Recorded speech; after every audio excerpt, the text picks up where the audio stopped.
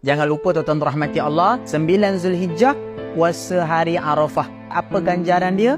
Kita akan diampunkan dosa yang akan datang tahun depan dan tahun sebelum. 2 tahun dosa ampun. Hari Arafah ni kalau kita kerja ke, kita puasa ke, doa banyak-banyak. Paling tidak 8 Zulhijjah malam tu tulis teks. Teks doa, tulis, baca sungguh-sungguh. Ya Allah, jemputlah aku dapat pergi haji. Ya Allah, bagilah cukup duit aku dapat pergi haji. Ya Allah, baikkanlah isteri aku, baiklah suami aku, pandaikan anak-anak aku. Ya Allah, berikan kebaikan pada kerja aku. Ya Allah, berikanlah kebaikan kepada seluruh kawan-kawan dan juga umat manusia. Berikanlah kesihatan pada mak dan ayah. Baca doa sungguh-sungguh. Daripada lepas zuhur sampai asar tu, ambil peluang baca sungguh-sungguh. Waktu mustajab berdoa adalah pada hari Arafah.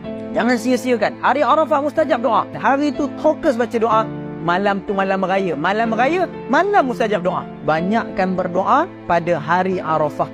Hari yang cukup-cukup hebat. Hari Allah Ta'ala terima doa jutaan manusia di Arafah. Takkanlah doa kita pula tak diterima.